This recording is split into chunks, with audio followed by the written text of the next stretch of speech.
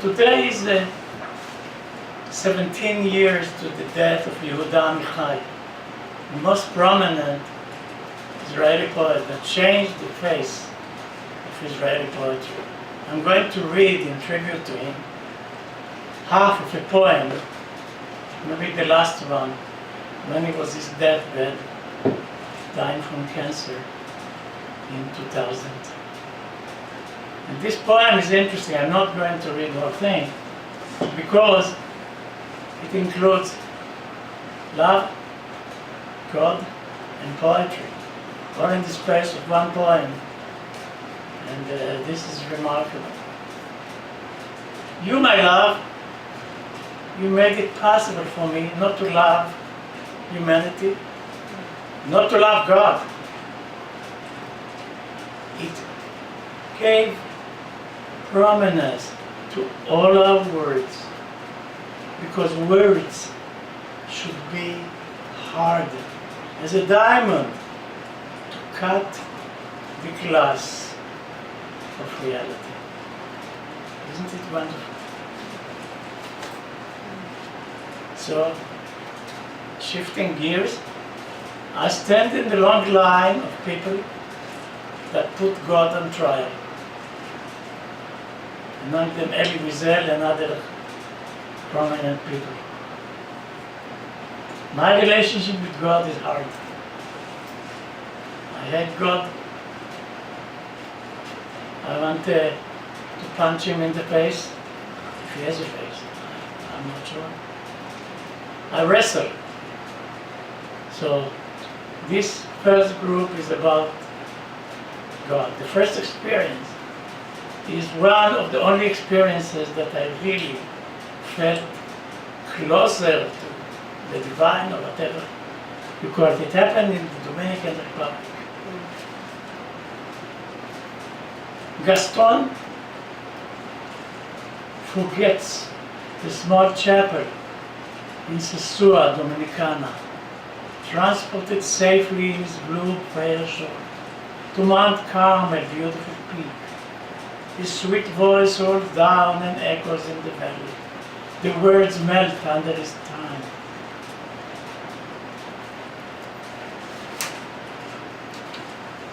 He wakes up with a start, whisper, Shabbat Shalom. And the next poem is also about Shabbat. Skip it. I heard a wonderful reading by Rivka Miriam, a very prominent Israeli poet. And her background similar a little bit to Amichai, because she grew up Orthodox. She was married to an Orthodox man, which she divorced a few years later. And she is a daughter of Holocaust survivors. So this is what I felt listening to her poetry. On Shabbat, I'm jealous of Rivka Miriam. Bright forehead, colorful kerchief, lips singing faith and thanks. She built a special attic for God, small or big, expands and shrinks according to the needs. At twilight they paint the garden, add fragrances. Daily she brings the Apis meal of dates, figs, and a pomegranate. She accepts his genocides, celebrates her parents' escape from the Churban, which is destruction, praises Jerusalem, graceful to live by the walls of Israel miracles. She calls God out of the attic to the playground. They dance in the light rain, swing in the wind of Mount Olives, cooling evening. She also, what is known as a poet of Jerusalem, loved Jerusalem, and so on. Fatigue. Amichai writes that dust is God's fatigue in the world. This fatigue grinds God into fine dust. He forgets how to put himself together, as he did effortlessly at the second creation. Disjointed visions of palm trees, snakes and angels. Eve's succulent, seductive beauty floats in front of him, frightened by the glint of fiery angel swords slamming Eden's gate. If only one incantation, him or some, came to him. How did he mix the dust with water? Where can he get water?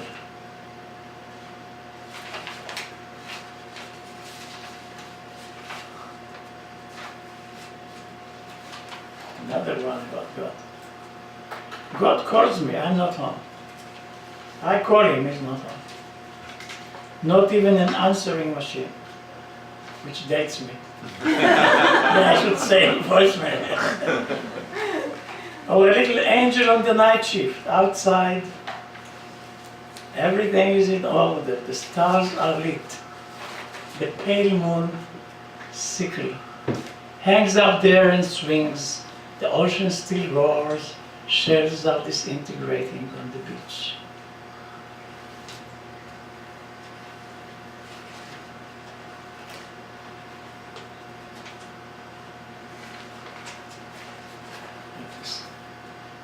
And this I wrote when I was very mad at God. Very mad. At the curb. God sits the corner of Nevada and Utah, between boarded houses, banished by the union of beggars. His polyester pants have seen better days. Faded suspenders falling apart. In the best tradition of hated prophets, he goes hungry most of the time. Whispers to himself, snatches of palm, frustrated he cannot remember the end of. The Lord is my... Forgot even the first commandment. Sometimes Joe the winer comes by, takes him out to dinner at McDonald's. He loved the super fries. He mumbles divine phrases. He thundered to Moses on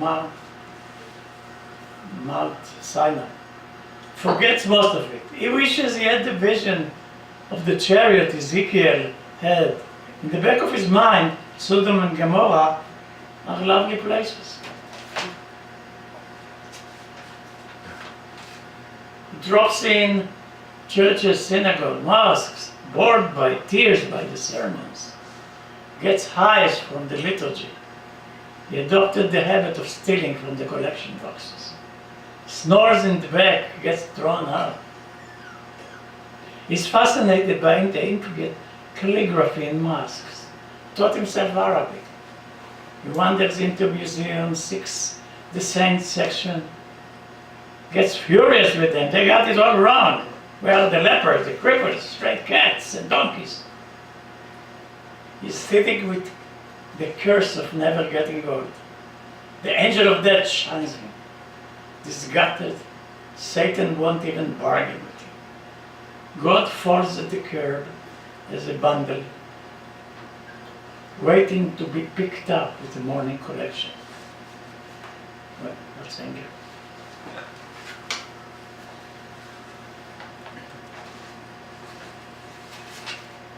Let me find the privet.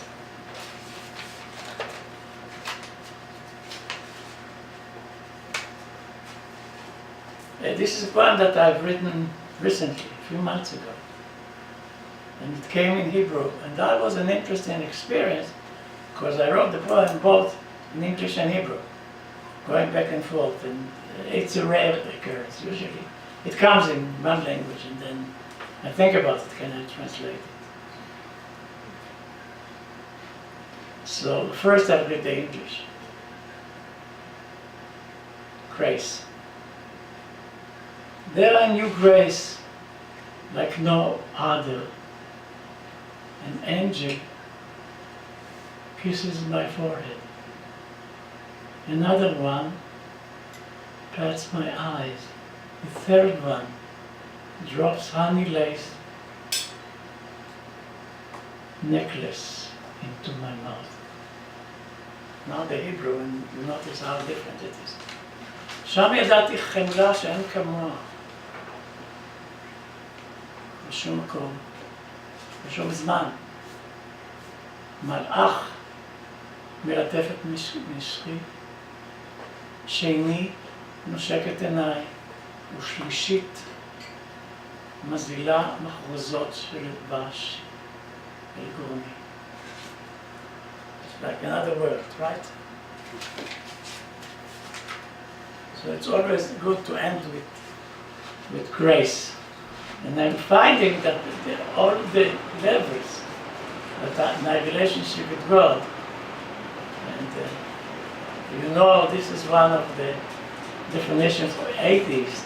He denies the presence of God 3 times a day, which is ridiculous because this is just great. The next set is from my Hebrew book, and this is my last book that was published in Israel in 2017, and it's entitled A Green Cow. And it's too long of a story to say why. But it was written a long time ago. The first poem is one of the set of 8 about the city of David, Jerusalem.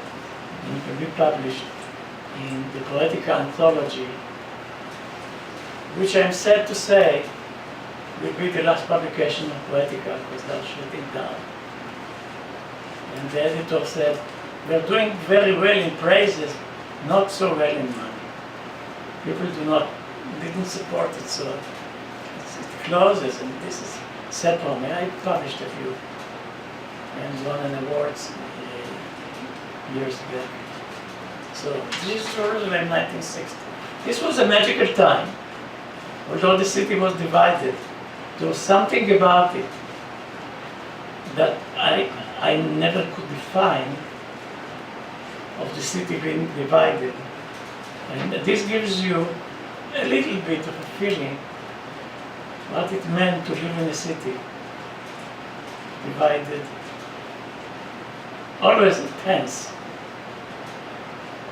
Jerusalem, 1960.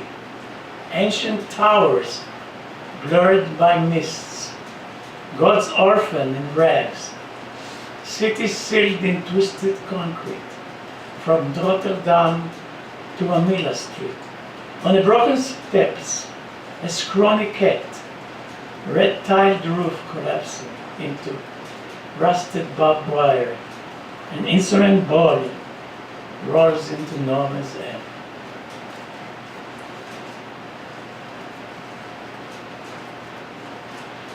And actually I wrote the poem when I moved out of Jerusalem. I lived in Jerusalem 6 years. I moved to southern Israel. And one night I was waiting for my wife to finish her class. And the mist went over to Sheba, which is the biggest city in southern Israel.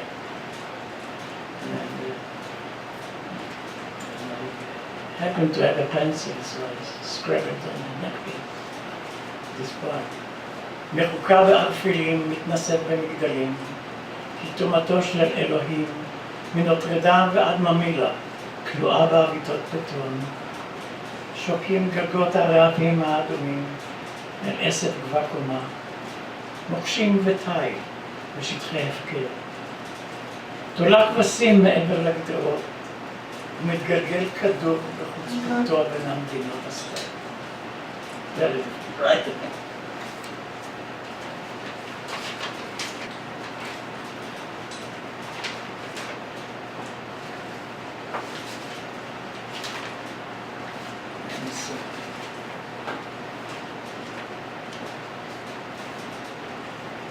The next one has to do with a very painful experience. I think the year was probably 1958. There were 3 years of drought in southern Israel. And drought is horrible, nothing grows. The Bedouin that grew a little bit to feed their sheep had nothing to give them. And we were invited into a sheik's tent. And at the entrance of the tent, there were little mounds of sheep skeletons piled on top of one of the other. And we asked him, and this is not in the poem. So, what do you say? How do you cope? And he said in Arabic a word that is very common, with which Allah, everything is up to God. And that's the English drought. Even the cloud mountains are of no use, like shaving foam reflected in the mirror, your divine refusal rises. Gone is your remorse, but the despair will stay. Like salt column in the Sodom Valley, and water towers in a dream, sheep skeletons whitening near brown tents. Oil and flour gone. No blessing, no curse, just camel dung ashes and ancient giants lurking in the dunes. That's I have to find.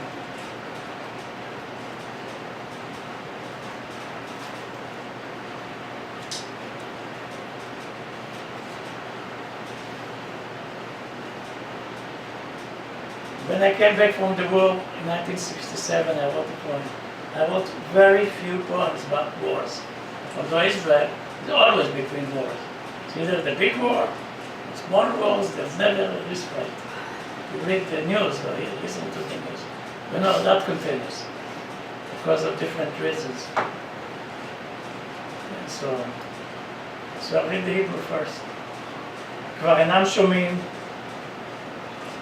דרכם סוגה ביין עוברת בין כרמים, מטפסים בין גבעות חול, ומצפצים בגלגול, טובעים כף רגל בסימני טנק, דרכם עוברת מקום גדרות ובושים, מקום רוח תנוע טובה, מקום רוח תנוע אימתנית, עד הרעות.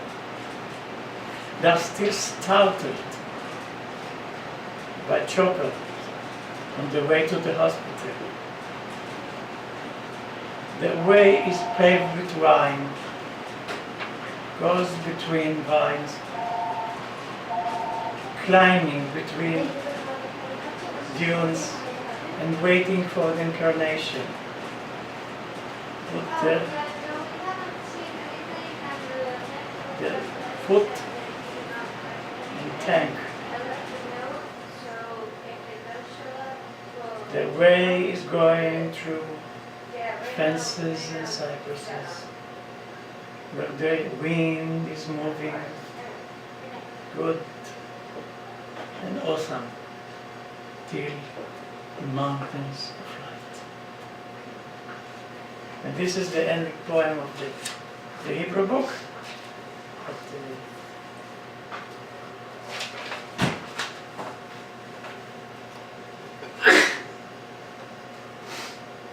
My editor, and this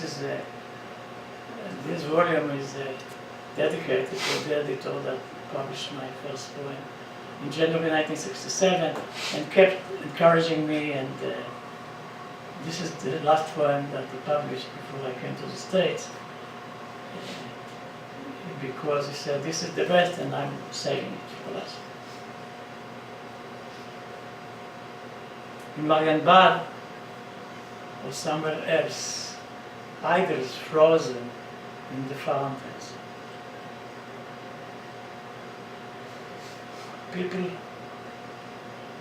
in blue halos traveled between the fogs of gardens. Grasses soared to windows. Upon a pallid treetop, an old man napping. In ponds of glass, the dolphins hum, and the guard was standing with lion heads. And I had a lot of trouble finding the last line. That prevented me from translating the poem for years upon years. And by the way, Marienbad is based on the movie La Dernière Année en Marienbad by Alain René, one of the movies that shook my world. But this was so revolutionary. I didn't make a lot of movies. I did also Hiroshima, My Love, which is also a very important movie in the history of movies, and also perfected the technique for making shorts, among them the National Library of France. Using the camera, that you look at it, it comes to the window to the dark library, and it looks like a book. So I don't know if you can rent it, but I recommend looking at his movies. This should be in his late 80s. And I think he made one more movie that I didn't see. So that's the end of my poetry. Thank you so much.